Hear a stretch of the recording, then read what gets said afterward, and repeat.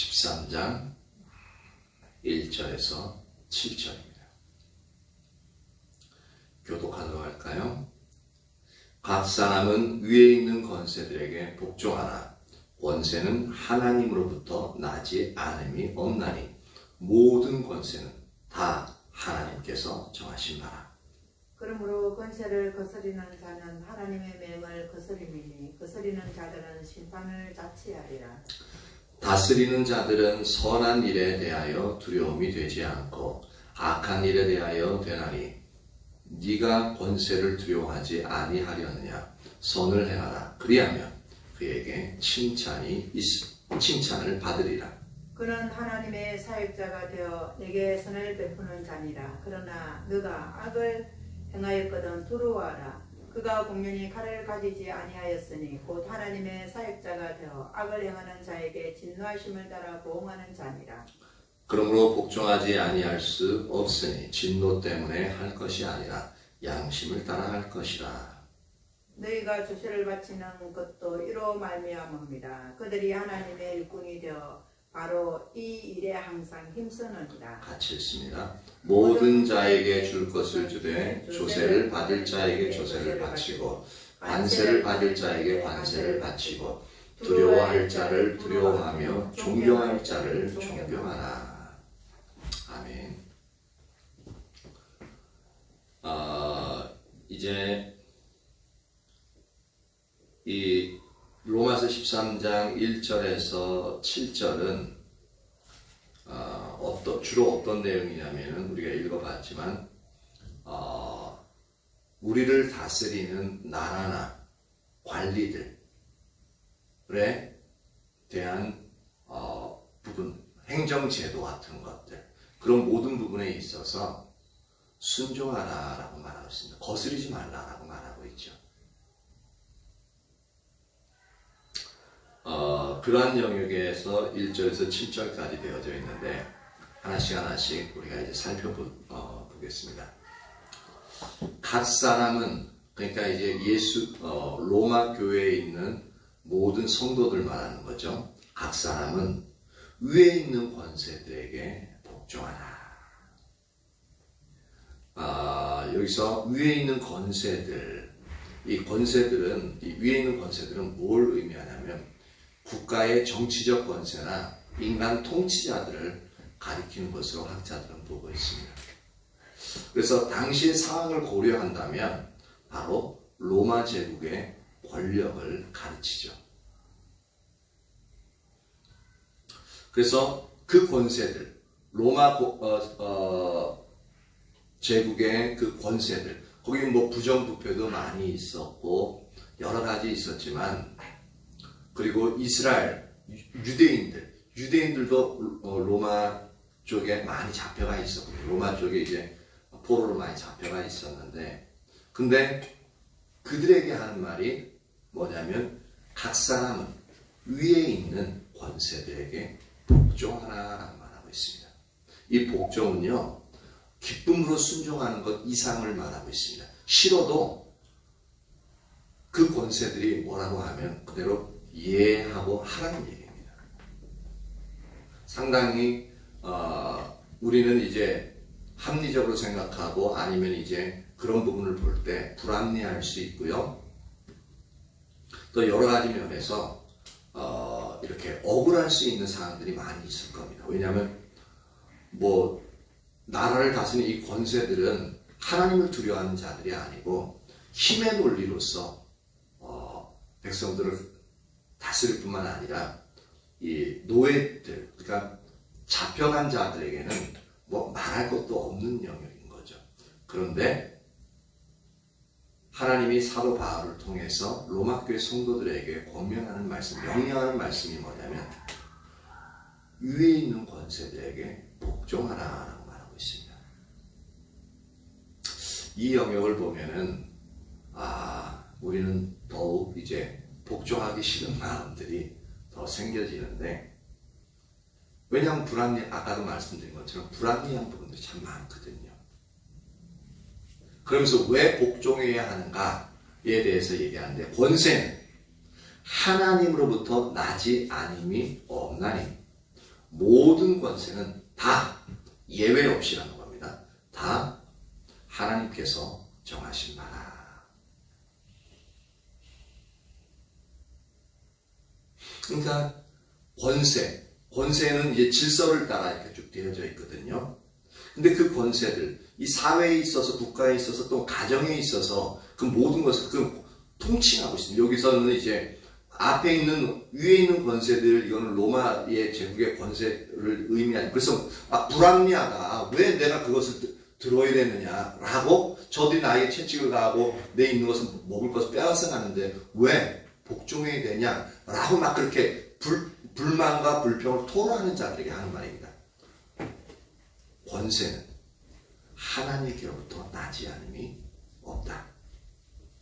모든 권세는 다 하나님께서 정하신 것이다 라고 말하고 있습니다. 아주 강력한 말입니다. 그리고 우리가 상당히 숨이 막힐 수 있는, 그 마음이 딱 닫힐 수 있는 그런 말씀들이에요. 근데 분명한 것은 모든 권세는 하나님께로부터 났다라는 거죠. 그래서 이제 권세는 하나님께로부터 나지 않음이 없나니 할 때 이 권세는 뭐냐면, 앞에 있는 권세와 뒤에 있는 모든 권세 할 때 권세는 틀립니다. 단어가 틀린데 뭐냐면, 앞에 있는 권세는 이제 대표 단수형이에요. 그래서 세상에 대표 단수형에서 하나로 쓰여져 있어요. 권세라는 단수형으로, 그 대표적으로. 그래서 이거는 뭘 의미하냐면, 세상에 인간적 질서를 세우고 질서를 유지하는 것은 하나님이 세운 일반 원칙임을 그렇게 나타내는 말입니다. 그래서 권세는 하나님께로부터 나지 않음이 없다라고 하는 것이, 그 권세를 자체 하나님이 창조하시고 자연의 질서를 부여하신 영역이라는 겁니다. 그리고 모든 권세할 때 이거는 이제 복수형으로 써야 되겠습니다. 그래서 그 의미는 뭐냐면, 개개인의 이제 하나님이 자연 만물을 창조하시고 권세를 딱 이제 질서를 부여하시고 권세를 이제 부여하셨는데, 거기서 실제로 살아가는 개개인, 개개의 이제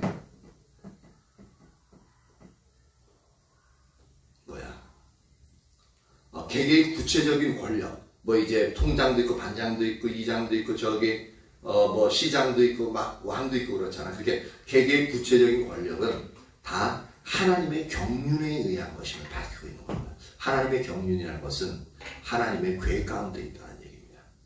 계획 가운데 있어서 하나님이 이루어가고 있는 일들을 말하고 있습니다. 그러니까 하나님이 다 그것을 허용하시는 영역입니다. 그러니까 우리가 위에 있는 권세자들에 대해서 함부로 욕하고 그 이름을 함부로 부르고 또 거역하는 그 영역들 우리가 조심해야 됩니다. 왜? 모든 것은 하나님께서 정하신 바. 그러면서 왜 그러냐? 그렇기 때문에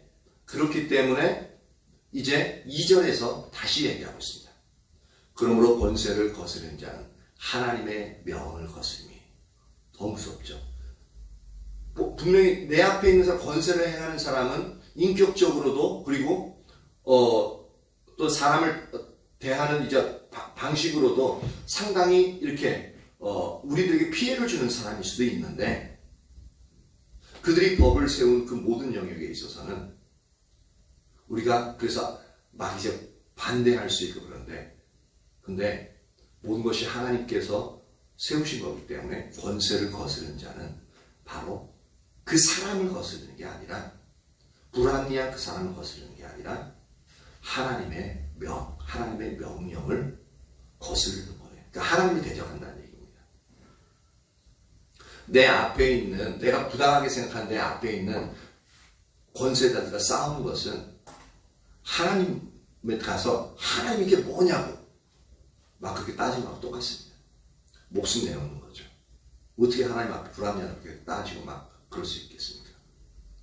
많은 경우, 이제 어떤 경우 가면은 막 주민센터 가서 그 하급 공무원들이잖아요. 근데 그들에게 부여된 권세들이 있습니다. 근데 민원인들이, 주민들이 와가지고 마음에 안 들면 무조건 목소리부터 높이고 막 이 새끼 저 새끼 뭐 이년 이은 하면서 막 그렇게 하는 부분을 가끔가다 볼 수가 있어요. 요새는 그런 부분들 많이 줄어들었는데 예전에 그런 거 아주 그냥 이제 많이 있었어요. 근데 예수 믿는 사람이라면 절대로 그렇게 해서는 안 된다는 겁니다. 그 사람이 못마땅할 수 있어요. 불합리하게 할 수 있어요. 근데 우리가 그렇게 항변하게, 그렇게 이제 거친 방법으로 그 권세를 거스르는 행동을 하는 것은 그를 세우신 하나님과 싸우는 겁니다. 상당히 두려운 부분이죠. 거스르는 자들은 심판을 자취하리라. 심판을 스스로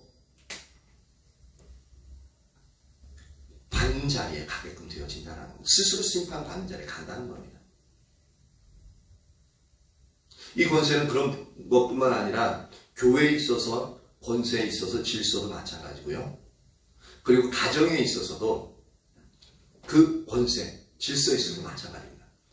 아버지, 어머니, 그리고 형이나 누나, 동생, 이런 영역에 있어서 각자 인격적으로는 평등해요. 근데 각자의 부모나 자녀에 있어서 권세와 질서에 따른 권세는 다릅니다. 그러니까 이게 기독교가 지금 서구 사상에서는 상당히 개방적이고 개인주의로서 질서가 무너지고 권세가 무너져 있는데, 실제로 이 성경에서 말하는 이 진리, 이 성경이 그대로 말하는 이 진리에 있어서 이 모든 영역들을 완전히 홀라당 까먹어버리는 겁니다. 부인하는 겁니다. 그래서 이런 부분은 오히려 동양적인 사고방식에 딱 더 적합합니다.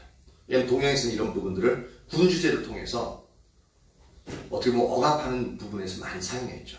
근데 왜 이게 동양하고 이게 많이 맞냐면은 하나님은 왕국이에요. 군주제예요. 하나님이 왕이고 우리는 그분의 백성들이에요. 군주제예요. 왕과 그의 백성들. 지금은 이제 왕과 그의 자녀들이지만 아시아권이 뭐냐면 왕과 그 백성들이거든요. 그러니까 동양적인 사고방식이 더 잘 맞습니다. 잘 이해가 될 수 있는 부분이죠. 그래서 우리는 권세자들에게 그러니까 존중해주고 공손할 필요가 있습니다. 언어적인 면에서 마찬가지로 우리가 언어 조심해야 됩니다. 내가 좀 기분 나쁠 수 있고 또 내가 정당해 그리고 올바른 것을 말해 그런다 할지라도 만약에 질서 위의 사람들이라면은 하나님 부여하신 권세를 갖고 있기 때문에 그들에 대한 말을 부당함을 얘기할 때도 공손하게, 그러니까 존중하라는 거죠. 그 권세를 존중하라는 겁니다. 존중해서 이야기를 해야 됩니다. 그래서 자녀들은 또한 부모에 대해서 얘기할 때 그 부모의 권세를 존중해서 언어를 사용하면서 해야 합니다.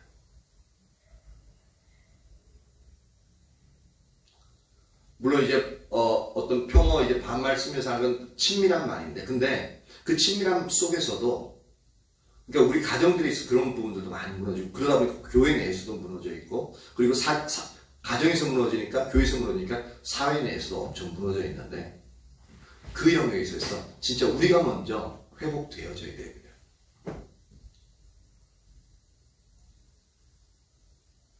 왜냐하면 여기서 보니까 하나님의 명을 거스르는 거다라고 말하고 있습니다. 그리고 그들은 심판을 받게 된다라고 말하고 있죠.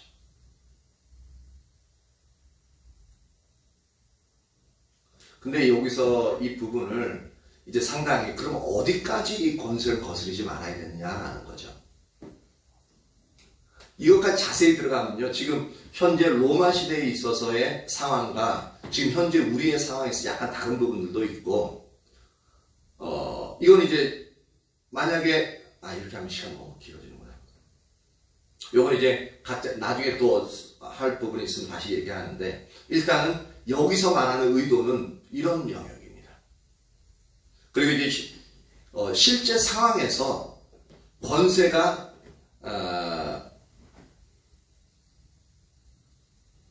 올바른, 그러니까 여기서 전제되어 있는 건 뭐냐면은 여기서 하나님의 명령을 성경적인 진리에 어긋나지 않는 영역 내에서 우리에게 부과되어지는 그러한 요구들은, 권세자들의 요구들은 그렇게 다 순응하라는 겁니다. 3절, 다스리는 자들은 선한 일에 대하여 두려움이 되지 않고, 그러니까 이 우리를 다스리는 아무리 악독한 사람이라 할지라도 그 다스리는 자들은 우리가 선한 일을 하는 자라면 그 사람들 앞에서는 두려워할 게 없다는 거죠. 왜냐하면 그들이 정한 법을 잘 지키고, 그리고 사회적으로 무리를 일으키지 않고 그 사회에 순응해서 잘 살아가는 선한 일을 한다면은, 그러한 사람이라면은 그 사람을 두려워할 필요가 없는 거죠. 우리나라에 아무리 군사정권이 있었고 또 군주제가 막 그렇게 있다 할지라도 거기에 대해서 이제 그 법제 체제대로 순응하면서 그렇게 살아간다면 전혀 문제가 되지 않는다는 겁니다. 그렇다고 제가 이제 말하는 것이 군사정권 체제가 그러면 올바른 거냐라고 이제 반문할 수 있는데, 제가 그 얘기는 하는 건 아닙니다. 근데 이제 아까 전에도 이제 그런 부분에서 얘기하려고 했는데, 그렇게 얘기하면 좀 더 깊이 들어가고 상당히 시간이 많이 가고 그래가지고 그걸 이제 빼고 하는 거예요. 근데 어쨌든 간에 그 영역이 아니라 일단은 그런 자들이라 할지라도 우리가 선한 일을 행하는 자라면 그들은 우리에게 두려움의 대상이 되지 않는다는 겁니다.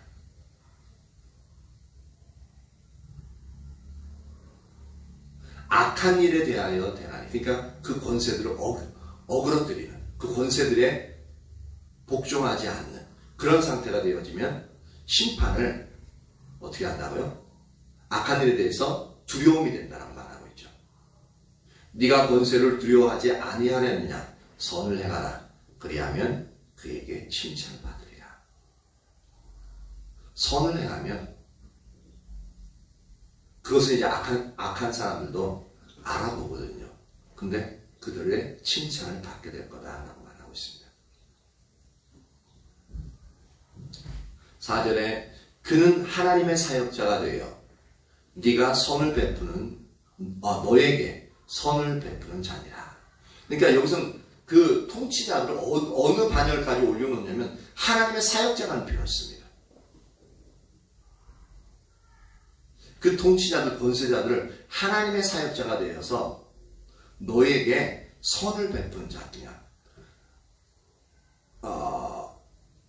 선을 베푸는 그냥 무조건 마음적으로 베푸는 그런 의미가 아니라 이제 다스리는 통치의 법칙에 따라, 법에 따라서 그렇게 이제 사람들을 다스리는데, 그들도 이제 기분 나쁘고 감정 나쁘고 막 대항하는 사람들에서 그 법을 엄격하게 적용할 뿐만 아니라, 근데 그 이제 권세에 잘 이제 반응하고 이제 잘 수용해서 따라가면은 어떻습니까?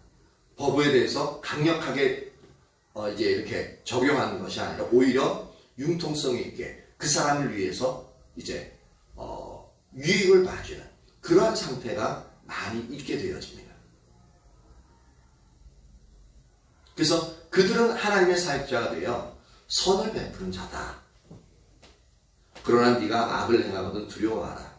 그가 공연히 칼을 가지지 아니하였으니 곧 하나님의 사역자가 되어 악을 행하는 자에게 진노하심을 따라 보응하는 자니라. 그러니까 위에 있는 권세자들을 하나님의 사역자가 비교하고 있고, 그들은 곧장 심판의 권세를 가진 그 칼을 가지고 있다고 하고 있습니다. 그러니까 만약에 선한 일을 하면 잘 이렇게 보호해주고 지켜주고, 똑같은 말이죠. 보호해주고 이제 자기가 이제 통치하는 그 사람들을 이제 잘 이끌어가겠죠. 근데 만약에 악을 행하면, 즉 그들에 대해서 대항하면 칼을 빼서 이제 심판하게 되어지는 아주 혹독한 결과를 맞이하게 되는 부분들을 이야기하고 있습니다.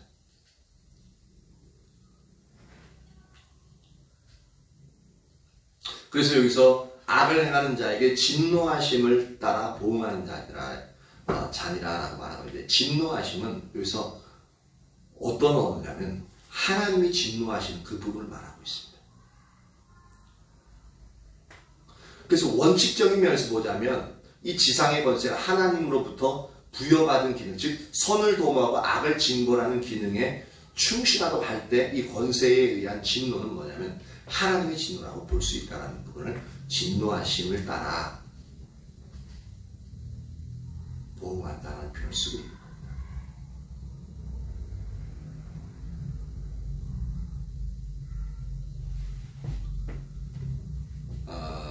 그래서 우리가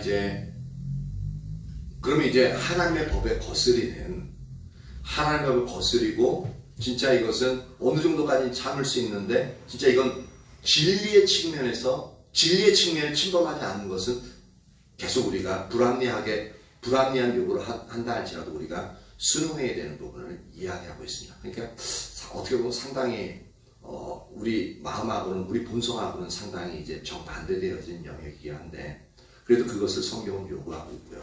근데 이제 만약에 하나님의 법, 진리에 반대되어지는 일들을 요구할 때는 어떻게 할 거냐라는 겁니다. 위에 있는 권세들이. 그럼 그것은 수용할 수 없습니다. 실제로. 왜냐하면 진리에 있어서 우리는 하나님의 법에 따라서 그 권세들에게 순응하는 거거든요.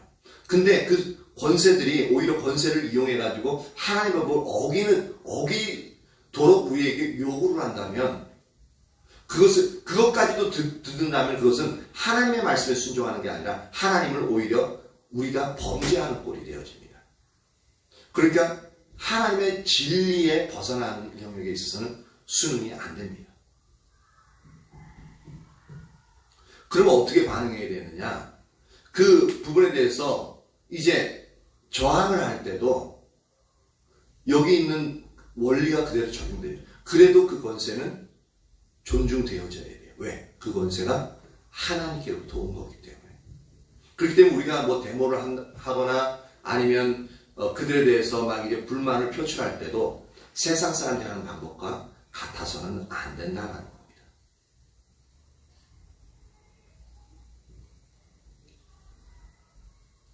그래서 이런 부분들은 좀 더 우리가 깊이 생각해 볼 필요가 있습니다.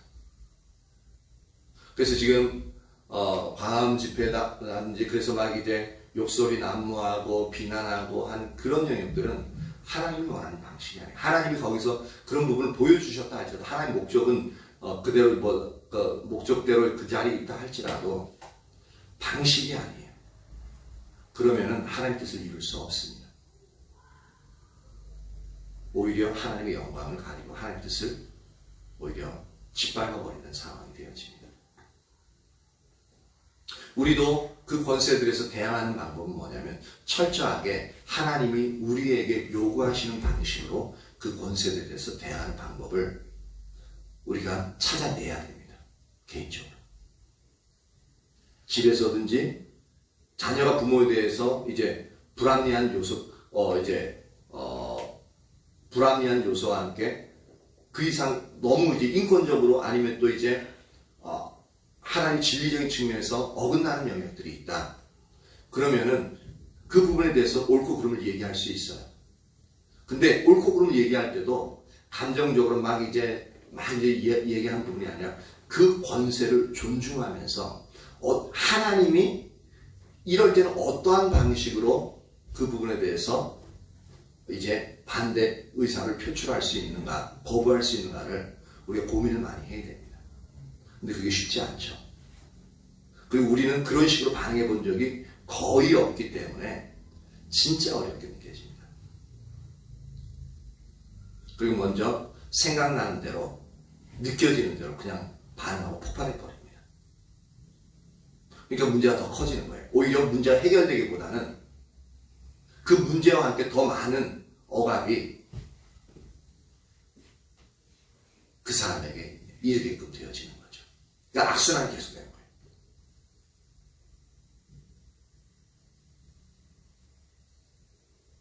그래서 이 영역은 쉬운 것 같은데 상당히 진짜 하나님의 방식대로 들어가자. 이게 이제 하나님 뜻이야. 방향성은 이제 이렇게 권세를 순종하는 거예요.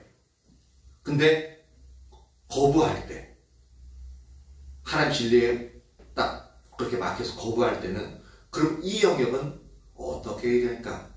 그게 이제 우리가 적용해야 될 부분인데 그것은 이제 성경에 지금 안 나오잖아요. 근데 우리가 이렇게 말씀하시고 이제 방법, 그래서 성령님과 이제 동행하는 친밀한 교제가 그래서 필요한 거예요. 하나님 이럴 때는 어떻게 해야 됩니까 도대체? 이 영역은 너무 불합리하고 그렇다고 내가 세상 사람들처럼 그렇게 반응하는 것을 하나님 원치 않으시고 그럼 내가 하나님의 하나님 내가 이 상황에서 어떻게 반응하기를 원하십니까? 라는 그런 영역으로 하나님 앞에 기도하고 때로는 울부짖으면서 엄청난 억울함을 호소하면서 하나님 내가 어떻게 하면 됩니까? 그러면 시간도 좀 걸리겠죠.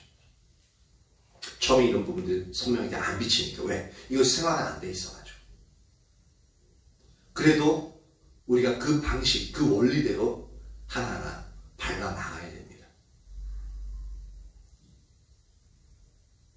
그래야만 하나님을 우리가 신앙의 본질 중 하나님만 사랑하고 하나님 알기를 원하고 그리고 하나님 말씀하시면 온 삶으로 동참한 요 온 삶으로 동참한 요 영역이 진짜로 우리의 삶에서 이루어질 수 있습니다. 그럴 때 온 삶으로 동참할 때 어떻게 되어야 돼요? 하나님의 능력을 뒷받침하시죠. 그러니까 우리가 하나님 능력이 우리의 삶 가운데 뒷받침하지 않는 영역에는 이런 사소한 하나하나의 영역까지도 그런 하나님이 뒷받침할 수 있는 능력을 그 은혜들을 우리의 사소한 말이나 행동 그러한 부분에서 많이 까먹을 수 있다는 것을 우리가 인식해야 됩니다. 특히 우리가 은사를 추구하는 게 아니라 하나님의 친밀함을 추구하기 때문에 친밀함을 추구하는 자는 더욱더 이 부분에 있어서 이런 방식으로 나가지 않으면 하나님으로부터 오는 그 뒷받침을 오히려 은사자들보다 더 경험하지 못하게 되어집니다. 은사자들은 선물로 받은 거기 때문에 내 임의대로 사용할 수 있어요. 그러니까 더 우리 눈에 더 크게 보입니다. 근데 임의적으로 사용하는데 하나님의 법을 따라 하나님 뜻을 따라 사용하지 않기 때문에 어떻게 됩니까? 결국엔 그것 은사로 인해서 스스로가 더 큰 곤란을 당하게 되죠. 하나님께 더 큰 징벌을 받게 되어지는 하나의 더 안 좋은, 원래 너무 좋은 건데 하나님의 방식대로 방법들을 사용하지 않기 때문에 오히려 그것 때문에 더 큰 우리의 마음이 이제 낮아지는 게 아니라 높아지기 때문에 더 큰 징벌을 받게 되어지는 요인이 되기도 합니다. 그래서 우리가 더욱더 하나님의 능력도 구하지만 더 먼저 구해야 될 것은 진짜 하나님이 우리를 인도하시는 그 삶을 따라 살 수 있도록 그렇게 구해야 되는 겁니다. 이것 하나하나가 우리가 그 자리까지 자라나가야 될 영역들입니다. 근데 너무 쉽지 않아요. 왜? 우리가 너무 그렇게 살지 않기 때문에. 근데 우리가 그 자리로 나가야 돼요.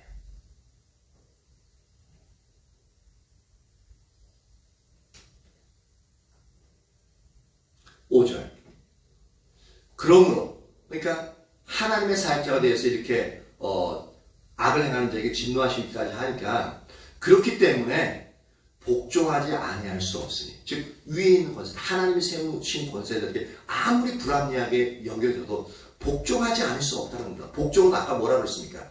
기뻐서 따르는 그게 순종이거든요. 기쁨으로 따르는. 근데 복종은 너무 화가 나. 너무 불합리해. 슬퍼.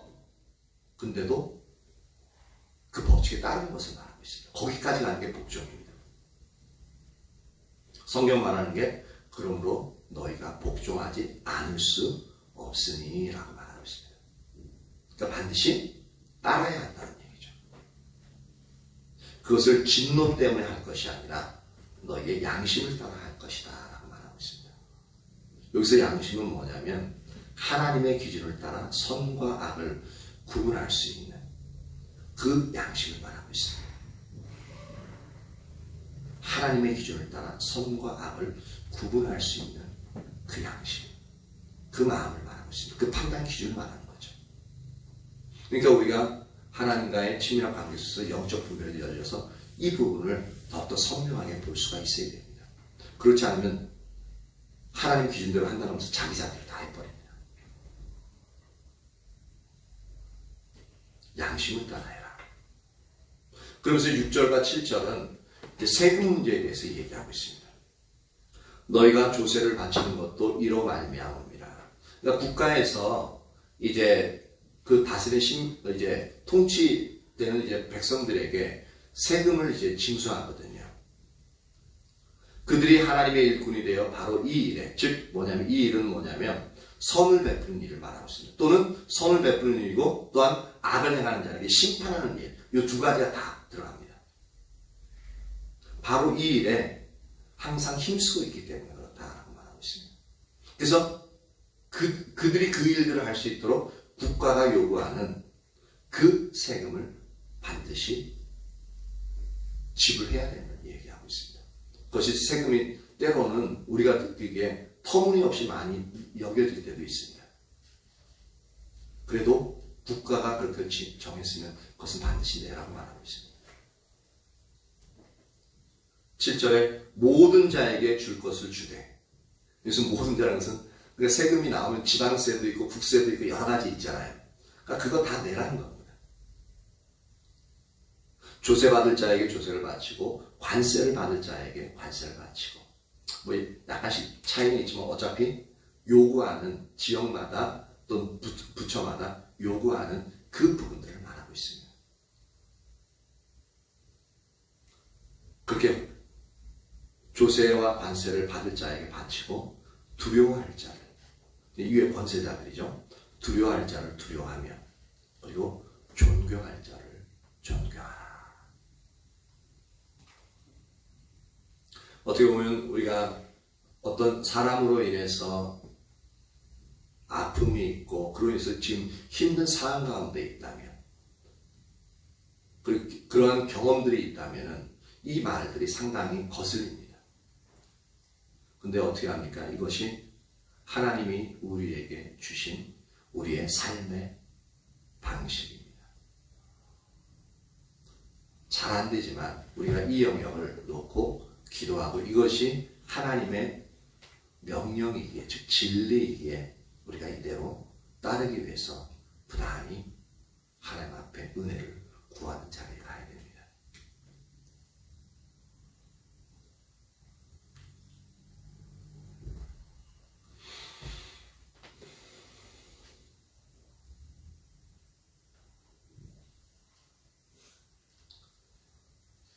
그래서 이제 이스라엘 백성들이 바벨론에 잡혀갈 때도 하나님이 예레미야 선지자를 통해서 주신 말씀이 뭐였냐면 그 나라 바벨론을 위해서 평안하도록 기도하라고 얘기했거든요. 그러니까 잡혀가는 포로들이 전 미친놈이라고 예레미야. 어떻게 우리 이 고통 속에 잡혀가서 이렇게 노예처럼 취급받고 인간 이하의 대접받고 있는데 어떻게 그들의 평안을 구하라고 그러냐라는 거죠. 근데 그런 하나님은 그러면서 하나님 말씀하시냐면 그 나라가 평안해야 그 지역이 평안해야만 그들이 또한 동일하게 평안을 누릴 수 있기 때문에 결국은 뭐냐면 하나님의 백성들을 위한 가장 최선의 방법을 알려주실 겁니다. 지금 로마서를 통해서 우리에게 위에 있는 권세들에게 순종하고 복종하라고 하는 이 말씀도 결국은 하나님의 자녀들에게 가장 이 세상에서 삶을 살아갈 때에 평안함을 누리면서 화평함 가운데서 하나님의 은혜를 누리고 또 그것을 공유할 수 있는 가장 좋은 방법을 말씀하시는 겁니다. 그 영역 쪽으로 우리가 생각을 돌려야 됩니다. 실제로 그렇기도 하고요. 우리가 이 여태까지 살아온 부분은 이런 부분에 항상 반대적으로 살아왔습니다. 그러니까 가정에서도, 직장에서도, 또는 뭐 학교에서도, 아니면 여러 우리가 있는 삶의 영역에서 항상 충돌이 있는 겁니다. 친구들 간에, 아니면 직장 동료들 간에 충돌이 있는 겁니다.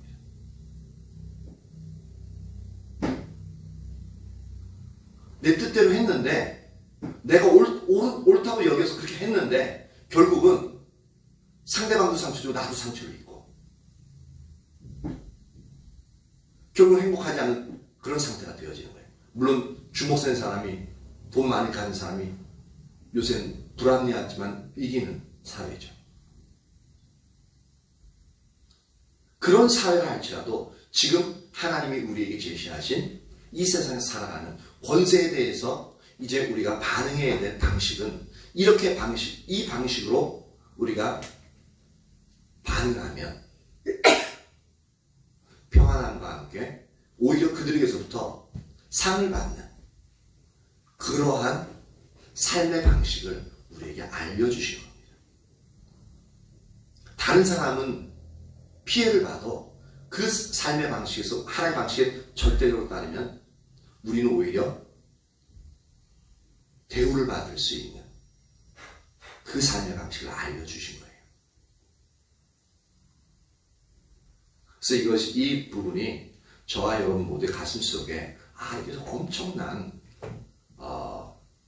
우리 생각엔 그렇지 않은 것 같은데, 우리 경험적으로도 그렇지 않은 것 같은데, 근데 우리에게서 가장 이 세상에 있어서 가장 하나님의 은혜를 누리면서 살아갈 수 있는 삶의 방식 중에 하나가 바로 이렇게 살아가는 것이구나. 이 부분이 그대로 인식되어지길 축복하고요, 믿어지길 축복하며, 또한 우리가 그대로 살기 위해서 하나님의 은혜를 구하는 자로 나아갈 수 있기를 예수님의 이름으로 축복합니다.